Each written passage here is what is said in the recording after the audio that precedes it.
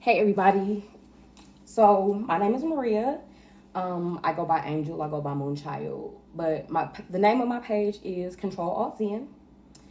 And the thinking behind that's the name of my business. But then also the meaning of it is I want you to be able to control your mind, alter your thoughts if needed, and be able to just completely like zen out and be able to, if you're in a difficult situation, to just be able to just get to like this really serene place to calm yourself down, so that way you're not letting things bother you as bad as they could be.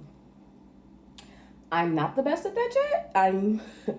I'm still currently working on it, especially because I'm going through something where I'm about to have to like really exercise this every day.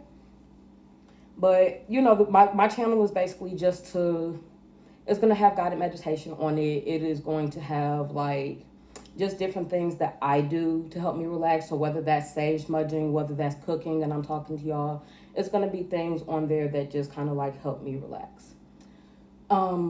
So this first video, I just kind of want to let y'all know just a little bit about me. Y'all see my shirt, even though Lions do suck, I will admit it. I'm from Detroit, so I love my team. I love my city. I miss my city. I'm no longer living in Detroit. I miss home. Let me just start by saying that I truly, truly, truly miss home. I miss my friends at home. I have been down in Memphis since the end of October, and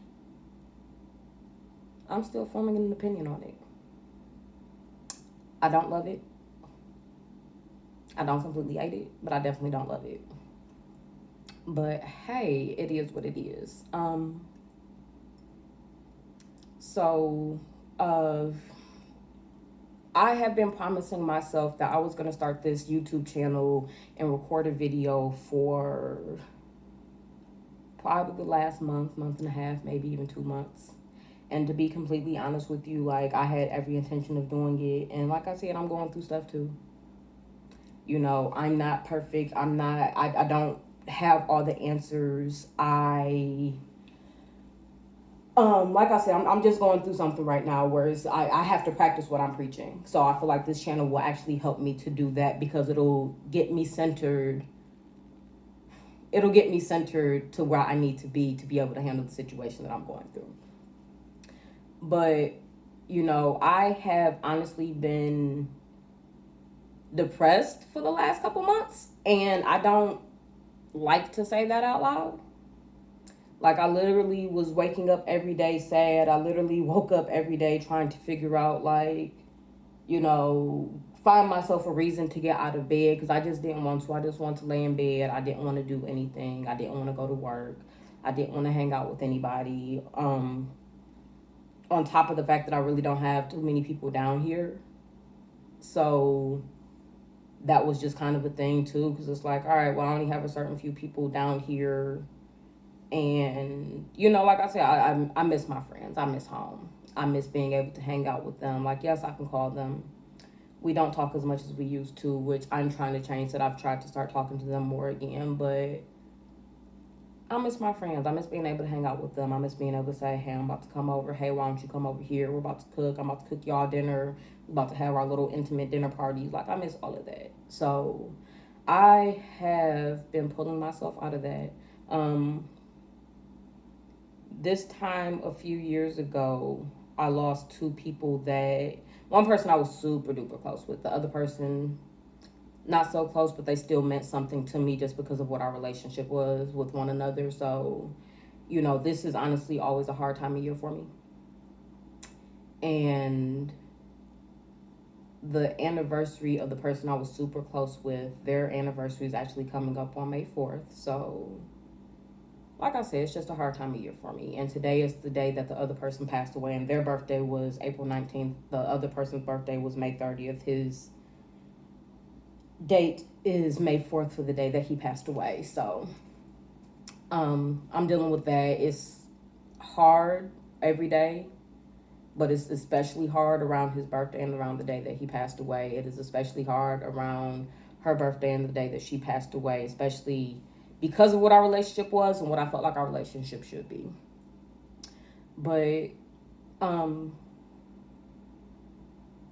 yeah, so I have maybe 3 or 4 friends, tops, maximum, like people, and I realize I don't have that many, but 3 or 4 friends, like people that I actually like genuinely consider friends. And I have one best friend, and I love that woman to life. I love her with everything in me, you know.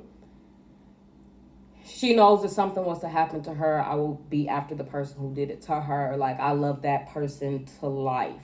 Okay, she has been my best friend since we were in middle school, and she has never turned her back on me. I've never turned my back on her. I'm not gonna make it seem like we just had the perfect, friendship. It's been times that we haven't talked in quite some time, but we always, whenever we get back in contact with one another, we always pick up where we left off at. We always still have that same love for one another, and I'm so grateful and appreciative of her, because without her, I don't think I could have made it through this time that I'm going through.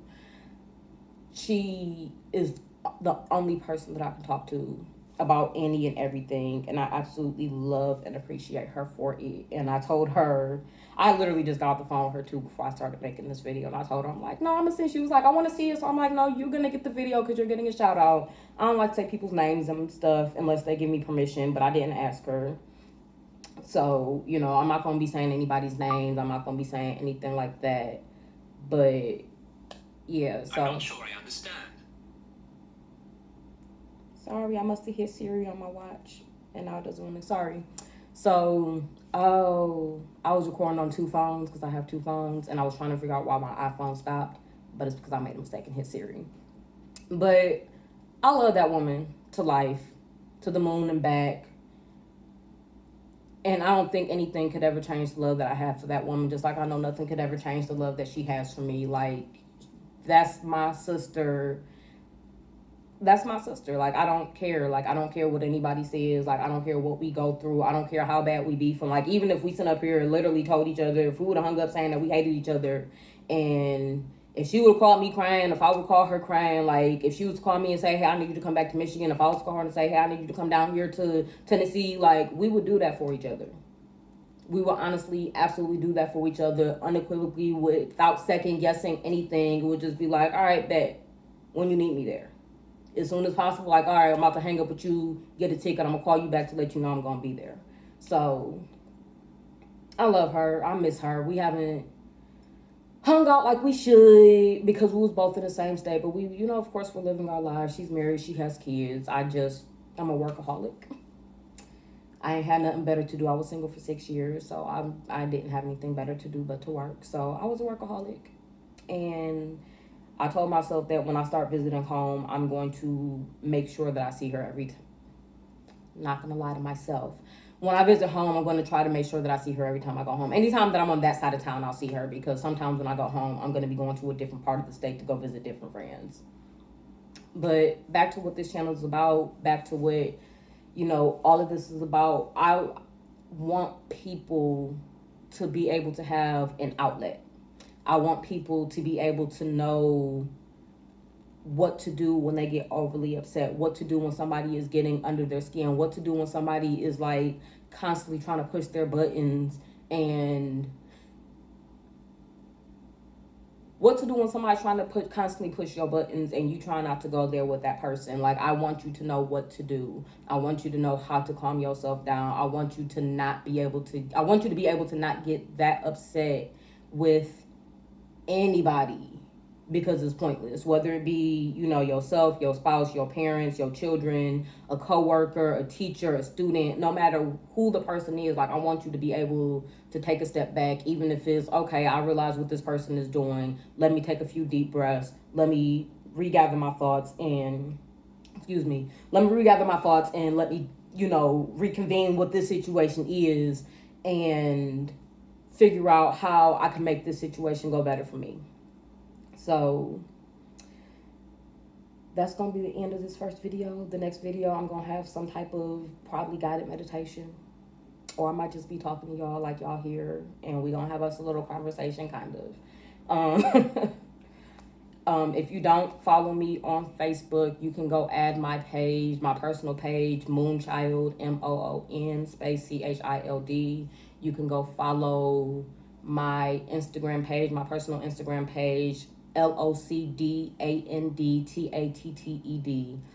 Or you can go on Instagram and follow me at CTRL period ALT period ZENLLC. Or you can go onto Facebook and type in CTRL space ALT space ZEN. And, follow my business pages. You can even follow my personal page. That don't bother me. I'm a fairly nice person most of the time, unless you give me a reason not to be. But again, that's the point of this page. So I can try to control that, because I know I have anger issues and I'm working on it. So, I felt like this is something that other people could work on too. So until next time, peace. And I look forward to next time, y'all.